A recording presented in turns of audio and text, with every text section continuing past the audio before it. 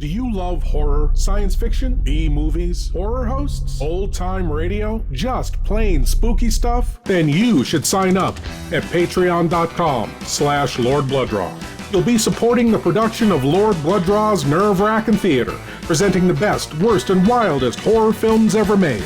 Lord Blood-Rah's Wrackin Auditorium, featuring the best of old-time radio horror. Captain Paxar's Star Cadet Hour, showing classic 1950s sci-fi shows for Star Cadets of all ages. Plus, you'll get exclusive access to bonus content like Behind the Curtains of the Wrackin Auditorium, a deep dive into radio horror, Lord Blood-Rah's B-movie reviews, a look at a classic low-budget drive-in feature, and much more. Sign up today at patreon.com/Lord Blood-Rah for the love of horror.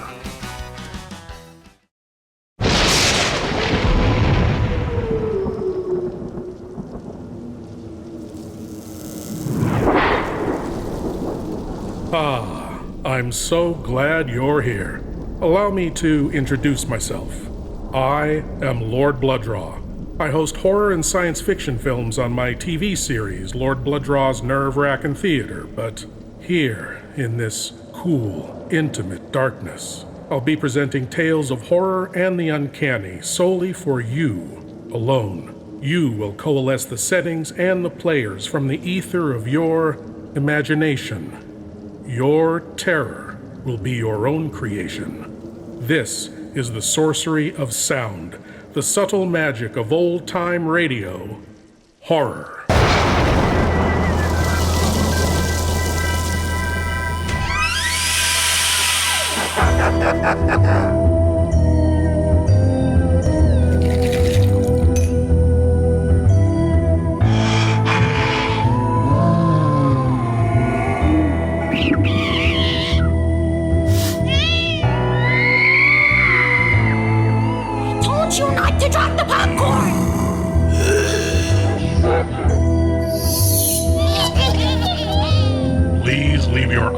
At the door. You will not need them. This is Lord Blood-Rah's Wrackin Auditorium.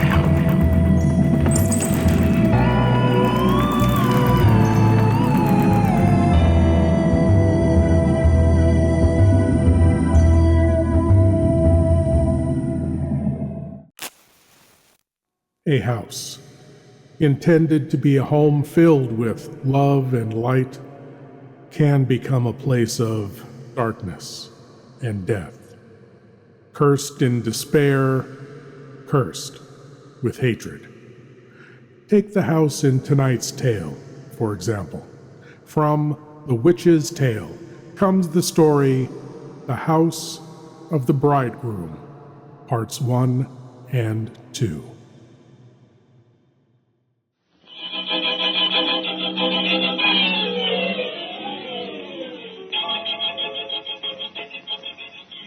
We bring you The Witch's Tale, written and produced by Alonzo Dean Cole.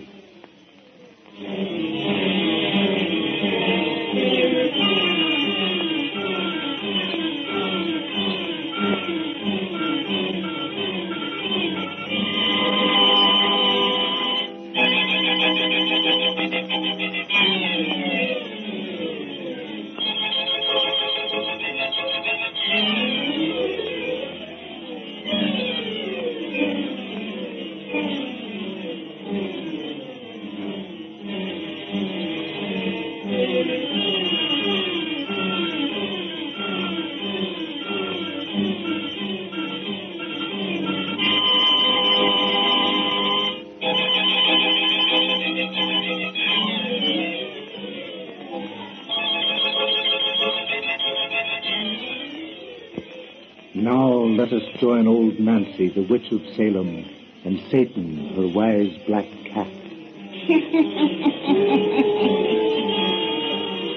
122-year-old I be today.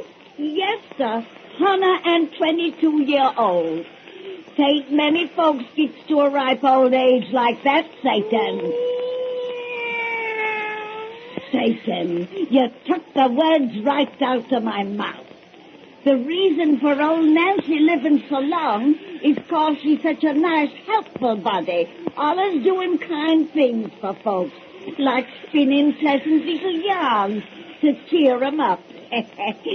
Don't you ever believe that old saying that the good dies young? And speaking of dying, reminds me that we got a real perky little bedtime story to tell right now. Of course there's a murder in it, Satan. And afore we finish, no telling how many people meet nice, terrible death. Douse out them lights. Sitting quiet in the dark is the way to hear our cheerful tales.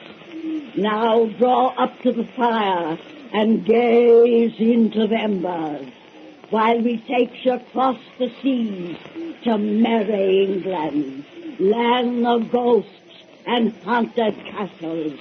Gaze into the embers deep while we spin our yarn about the house of the bridegroom. The house of the bridegroom.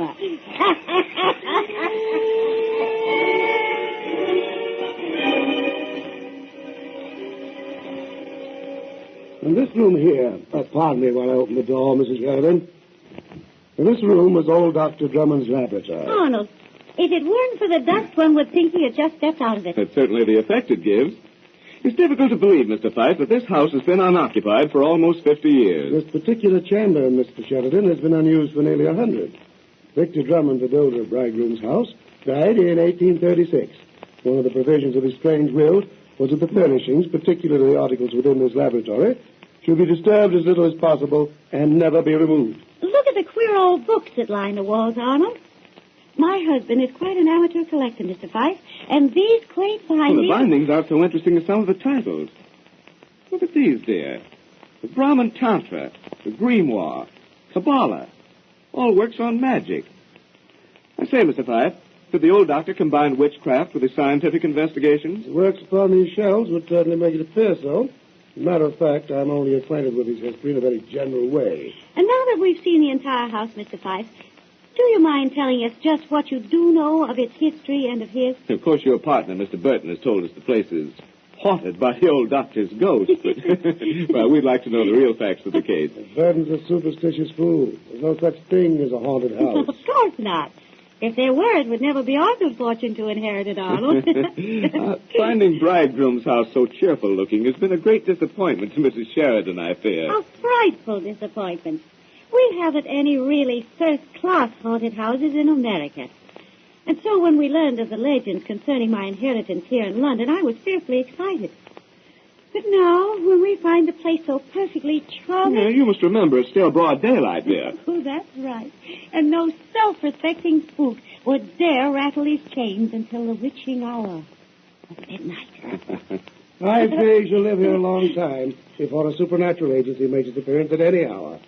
But if you wish to hear the history of the place, let's go back to the drawing room, where the air is a little better. Yes, you open the windows back there. This room has been closed so long it's acquired the odor of a tomb. Oh, by his choice of comparison. You see, my husband is as anxious as I to capture the ghostly atmosphere, Mr. Fife. Oh, but you're holding the door. Excuse me. Oh! What is Mrs. Sheridan? What's the matter?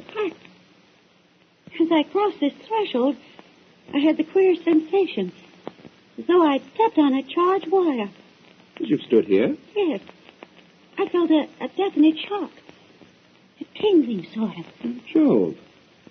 As I stand here, I feel it, too. I'm directly beside you, and I feel nothing, sir. Well, I don't feel it either now. It's gone. I rather think you and Mrs. Sheridan permitting your imaginations to play you tricks. But since we both felt... Well, Mr. Fife must be right, dear. There's obviously nothing here to cause such an electric shock. As a matter of fact, there's no electricity in the house. It's only provided with old-fashioned gas for lighting. Funny. I'll close this door. Arnold, doesn't it seem warmer to you in this dark hallway than in that sunlit laboratory? Yes. It's possibly chilly back there. I wonder what... Oh, you two young people are certainly falling under the spell of this old place. But don't. I assure you there's nothing abnormal about it in any way. Oh, there couldn't be. It's too perfectly delightful. Well, Victor Drummond meant it to be delightful. He prepared this mansion to receive his intended bride. Mr. Burton told us about that. And how just a week before the wedding, she ran away with another man. That's the story. From the moment he received word of her elopement, he never left his house. She broke his heart. Evidently. Yet he could have felt no bitterness toward her at the last, for at his death he willed her his property. Well, Mr. Burton said I can imagine what he told you. The romantic yarn that Drummond left to the place out of revenge. But he put a curse on it. Oh, stuff and nonsense. Now, here's the drawing room. What is your version of the old man's strange will and the events that followed it? The only logical version. The will provided that his former fiancée should inherit his entire property on condition that she occupy the house he had built for her. That's understandable in a romantic old fool who lived as a refuse for 10 years because she jilted him. On her death, the place was to pass in succession through her female heirs, which is the reason you now find it your property, Mrs. Sheridan. The lady in question was your great-great-aunt.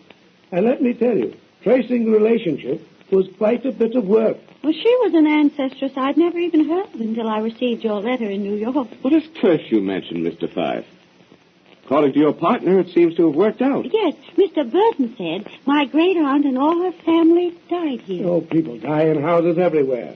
Because of the manner of these particular deaths, the ignorant promptly ascribe them to supernatural agencies. Well, just how did the deaths occur? Well, when the lady in question notified of her inheritance, she came here to live with her husband. The man for whom she left Dr. Drummond? Yes, they had a little girl. 2 weeks after they'd settled in the house, both child and husband were found strangled to death by burglars. Oh. Burglars? Yes, that's the natural explanation. The fools insisted a ghost had done the killing. My great-aunt committed suicide shortly afterwards. Yes, hanged herself in a room upstairs. She left a note to the effect that Drummond, who had been in his grave 2 years, was responsible for her death, and then of her husband and baby. She warned others to beware of Bridegroom's house. For the poor woman was demented by reason of her losses, of course. Naturally. Oh, but Mr. Burton said that everyone who attempted to live in this house afterwards... My dear Mrs. Sheridan, you know what happens when you give a dog a bad name. Those who came here to live came here prepared for trouble and then actually found that for which they were looking. If you believe the stories that are told, a dozen men and women have met violent deaths here. Gruesome phantoms stalk through rooms at night, and ghostly laughter is heard. Fortunately, you are intelligent people, so you will pay such silly tales the scant attention they deserve. Now you have the whole impossible history. The place is yours, Mr. Sheridan, providing you live in it. You may do as you see fit. I imagine we'll live in it, Arnold. Rather. After traveling 3,000 miles to acquire it. Good. Now, unless you wish to look over the place further, I'll return you to your hotel in my car. Oh, thank you. We've seen enough today. Yes, and our next visit will be at night. So we can look for gruesome phantoms stalking through the rooms and hear that ghostly laughter we've been threatened with. It'll be a long time before you see or hear either one, young man. By Jove, it's growing dusk now. Now, let's be going. Oh, wait. I left my keys somewhere. Oh, I remember. I left them down in the laboratory. Now, if you excuse me... Well, I'll get them for you. No, thanks for that. I know exactly where I left them. I shan't be but a moment. Oh, Arnold, aren't you simply mad about this beautiful place? We never dreamed we'd own a mansion like this, did we? And in England, in the heart of London. We'd always wanted to come abroad and never could afford it. And now... Yeah. Now we can begin our second honeymoon. That's silly. We've never even finished our first. That's right. We never shall. But I wish I could have provided the money for all this. Are you still bothering your head because it was left to me? Besides, it's really yours. This place is called the House of the Bridegroom. That's what you've always been. House of the Bridegroom. But of a bridegroom who never had a bride. Poor old chap, that Drummond. How unhappy he must have been. Yes. Arnold, you don't think there can be any truth in those superstitious tales? Well, there couldn't possibly be. I know it's silly to give them the slightest consideration, but despite my laughing at them before Mr. Fife, I've had the strangest feeling since we've been in this house. A feeling that we're being watched. Watched? Yes, particularly in that laboratory. How do you explain the peculiar chill in that room and the strange tingling sensation we've both experienced there? Well, Mr. Fife's explanation is the only possible one. Imagination. I suppose so. But I've met practical men like Mr. Fife before. He's the sort who never believes a thing exists until he actually sees or feels it. Don't! Oh, Arnold! Mr. Fife! What's happened to him? He went back to that laboratory. Here, you stay here. I'm going back to that laboratory. Oh, no, I'm coming with you. Quiet. What's the matter, man? He doesn't answer. Here's the door. It's closed. Now, soon open it. Oh! Quiet. He's lying on the floor. Arnold, look at his throat. Those big blue marks. The man's been strangled. Good God, I think he's dead. Oh, he couldn't be. But there's no one in this house to hurt him. No one here but him and you and me. Oh, that lock. Where's it coming from? There it is again. It's in this room. Why, it can't be. There's nothing to be seen. Oh, but it is. It's coming closer. Out that door, dear. Out that door. Run. Oh, the door is closed. Slammed shut. I can't open it. And now that lock is right beside us. Help! Help! Help! Let us out of this door. Let us out of this door.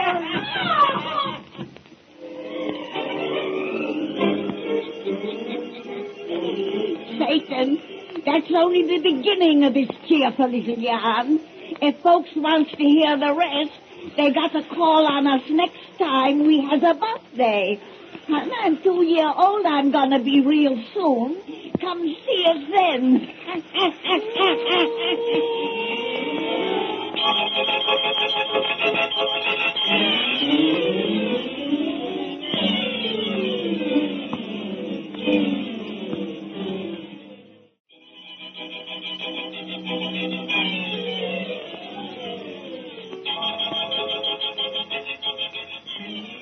We bring you The Witch's Tale, written and produced by Alonzo Dean Cole.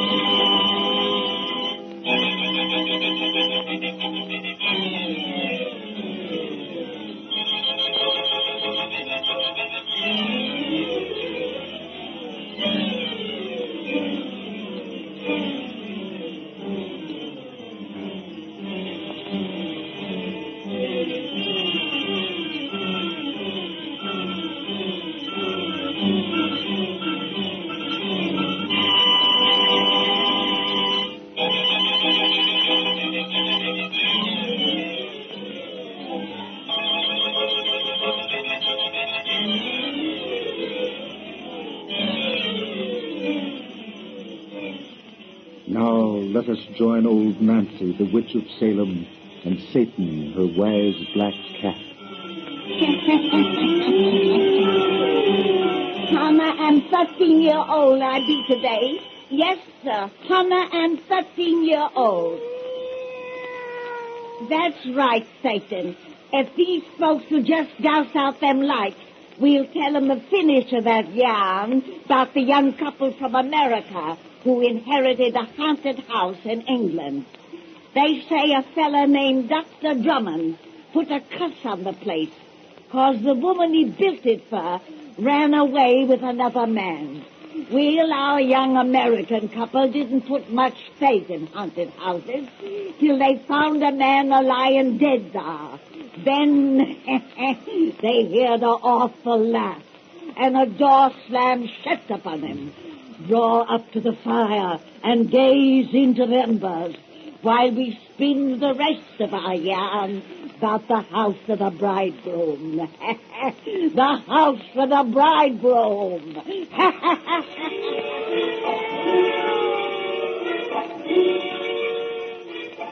Then, as suddenly as it had closed, Inspector, the door was opened by an unseen hand, and we were free to leave the room. I had fainted by that time. Oh, I can still hear that frightful laugh ringing in my ears. I took my wife in my arms and ran with her from the house. The laughter had ceased by that time? Yes, as we reached the outer door. Then my cries for help attracted a passing constable, and well, you know the rest, sir. I merely know that a man's dead body was found in the room of which you speak, and that you are the last to see him alive. You certainly don't think that we killed him. No, madam. Both you and your husband are small people. Sufficient strength was exerted upon Mr. Fife's throat so that he was not only strangled, but his neck broken as well. Together you couldn't have done that. Then why are you taking us back to that awful house? And at night? A murder has been committed. You and your husband ascribe it to a supernatural agency, which we of the London police do not recognize. I wish you to reenact the events before and after the crime so that we may possibly find the real killer. There's the house driver just ahead. Why, sir, I know the old house of the Bridegroom, sir. Inspector, you think a man was concealed in the place without our knowledge? That it was a man who murdered Mr. Fife? Naturally. And he took advantage of the mansion's ghostly reputation to play upon your fears with that laughter, and so arranged for his escape without danger of detection. But how? He must have been concealed in that laboratory. I'll find out where and how if I have to tear the place apart. Well, here we are, sir. Let me help you, Mr. Sheridan. I don't want to go in that awful house again. There, dear. Don't be afraid. Come on. All right. Shall I wait, sir? No, drive back to Scotland Yard. I'll call for a car when I'm ready to return. Yes, sir. I see the constable on duty inside the house has all the gas lamps lit. Every window's ablaze with light.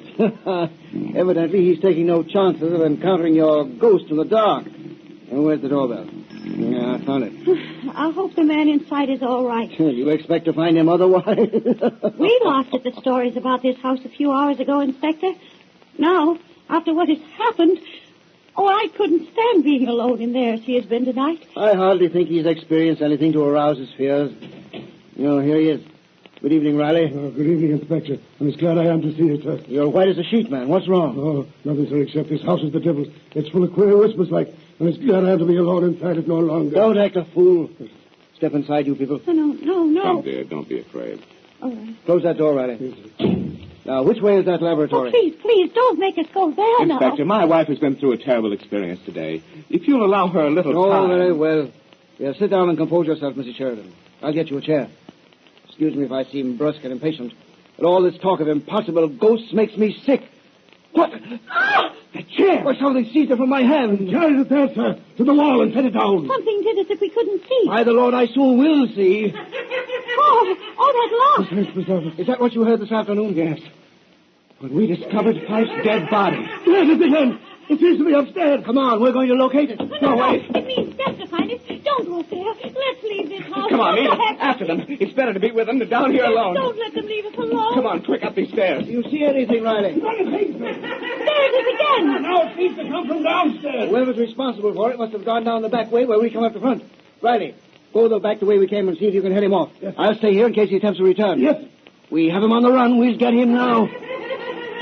He's down there, Riley. Get him or drive him back up here to me. Oh, you don't know what you're doing. Leave this house. Yes, that's not human laughter. It's the laughter of the dead. It's the laughter of a maniac, a tricky, murderous madman who'll soon be in jail. Oh, it's down there with that man. Do you see him, Riley? Yes, sir. But this time it sounded right beside you.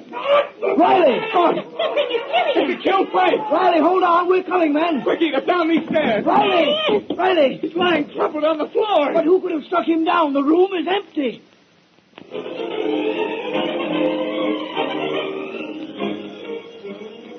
He isn't dead. Oh, thank God he isn't dead. Edith, darling, you must pull yourself together. Quiet, Mrs. Sheridan, please. I want to hear what happened. Are you able to talk now, Riley? Yes, sir. I'm all right now, but I don't know what happened. Except that something grabbed me from behind. I just had my fingers close around me short and throw me to the floor. Then all went black. Oh, sir, this lady and gentleman is right. There's something in this house that we can't fight. I'm not ready to believe that yet. You must believe it and leave this house for the sake of all our lives. I'll handle this. Riley, where were you seized? There where you fell? Yes, sir. Just in front of this little door. That door is to the laboratory where Mr. Fife was killed this afternoon. I'm going to investigate that room right now. No, don't go in there. I'm going to find that strangler. He seems to prefer the vicinity of this laboratory. I want you to show me where the laughter seemed to come from when you discovered Fife's dead body. Oh, no, not now. At least wait for daylight. Yes, a call for more men to go in with us. No. If he's sitting there, that'll give him a chance to get away. Come on, we're going in. Go away, sir. There's no lights inside that We'll room. use our flashlights then. Yes, sir. This door sticks. I've got it. Keep your pistol handy, Riley. Yes, sir. Come on, you two. We're coming. It's so cold in here. Colder than it was this afternoon. And 'tis an unnatural chill, ma'am. I feel it, too. Nonsense. There's nothing unnatural about this whole business. A human being killed Fife. A human being attacked Riley. A human being laughs and disappears. What was it took that chair from your hand when we came in? Yes, what was that? I've forgotten that. But that chair will be explained like all the other tricks when I know the secret of that laugh. And I think the clue to that is in this room. Oh! Edith, look, they're bookshelves. Or they're opening outward like a door. I leaned against them. I must have touched a hidden spring. These shelves conceal a secret passage. That's where the laughter came from. That's the Strangler's hiding place. Ha! I knew we'd find a natural agency behind Wait a all minute. this. There isn't a passage behind these shelves. No, it's just a shallow recess. Not large enough to hide a man. And what space there is filled with tattered notebooks. They won't help us any. Look! Above our heads. Hand! Without an arm or body. My God, I'll know the secret of this trick. Don't shoot, sir. What harm could a bullet do to a disembodied hand? Put down it! Floating downward through the air. It's come to rest on one of those old When notebooks. did life get open? Its finger is pointing at something on that page. Now it's disappeared. Vanished before our eyes. With a woman's hand. No, it was a hand of the dead. But I didn't fear it somehow. I felt it meant to help us. Arnold, take up that book it rested on. I have it. What is it? Hold this light so I can see. Victor Drummond's name is written on it. That was the old It doctor. was the bridegroom's name who left the curse upon his house. It's his diary. Something is tugging at it. Trying to take it from my hand. Hold tight. I'll help you, sir. Read that passage to which the fingers pointed. Yes, help me hold the book. Something's tugging at it like 10,000 devils. Oh, be quick, read. It says, "Today my labors were completed. I have found the thing I sought. Now I know that, living or dead, my vengeance will be satisfied." Inspector, help us. Together we can hardly hold this book. I see fingers. We can't see it. Trying to take it from Oh, it. quick, read on. Here's the rest. I have at last discovered how to harness the tremendous force of human will. Human will. Help us. Hold on, sir. Read it all. I shall leave my hate behind to live within these walls forever. Ah, the hands let go the book and knock my flashlight to the floor. Oh, they've got mine. Oh, we're in the dark. Come on, quick, out this door. It's slammed shut. And I can't open it. Help me, Riley. Together. Our shoulders. The law. It's with us in this room. On there, two gleaming eyes. Eyes that shine in darkness. Your pistol, Riley. Fire at them. Fire. Oh, you know use your shooting. Bullets can't harm the devil of ghost from out the grave. Edith! Got her! Edith, where are you? Edith, I can't see you in this darkness. I found her. She's here. Arnold, I felt its fingers on me. So is it. It's got me now. Icy fingers. I throat. Light a match, for God's sake, light! Break open that door. It's our only chance to help him and Yes, ourselves. Riley, I'm with you. I'm with you. Edith, darling, don't leave my side again. No. We've got it. Oh, blessed light. The inspector, where is he? On the floor. His head is bent sideways. His neck is broken. He's dead. The unseen thing is laughing. It means to kill us all. Run for your lives! Get out of this house. Run!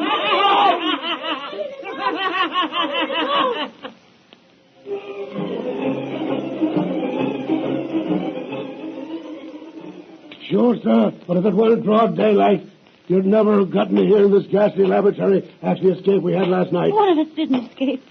Oh, Arnold, I'm afraid even in this sunlight. Because Inspector Chase and so many others have met death here, we had to come back, Edith. And with a few more blows of these picks, Riley, I hope to end the dangers of Bridegroom's house forever. You think that ghostly hand pointed the way? Yes. I believe it was the hand of the woman who brought about Victor Drummond's mad desire for vengeance, of which that journal told.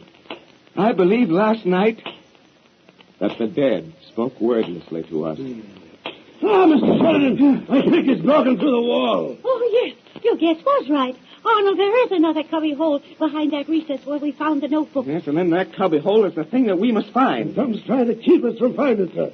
Even in this blessed sunlight, I feel icy fingers at my throat. Yes, I feel them too. But in the day, they have no strength. Aye, evil things have only power in darkness. Come on, quick. Make this opening larger. There's the thing we want. You mean that little crystal globe? I think that's it. Look. It's engraved with Kabbalistic symbols of the alchemist and wizard. And we know that Dr. Drummond was a student of black magic. Black magic? Yes. Within that globe, I think, is harnessed the human will of which his journal spoke. His will for vengeance. It still lives. Although his body has been dust 100 years. It's not possible. So one who had never heard a radio or seen an aeroplane might say of them, nothing's impossible. Lights gleam within the globe.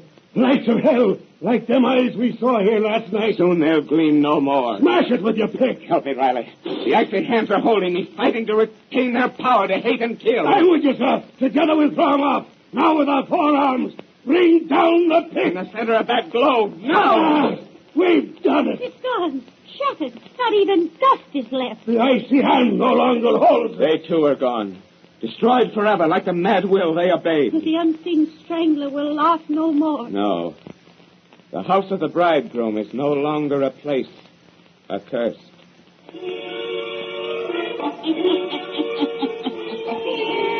Well, that's the end of that, Satan.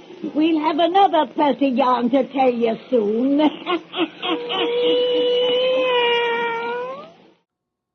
A house meant for love and light, transformed into a place of darkness and death. The curse has been broken, but after so much tragedy and terror occurring there, can that house ever be a place of happiness again? Thank you for joining me in the Nerve-Wrackin Auditorium, and I hope you'll come again. But now it's time for you to rejoin the, real world. I am Lord Blood-Rah, and I'll be waiting here for you in the shadows of your mind until the next time you seek the darkness. Good night.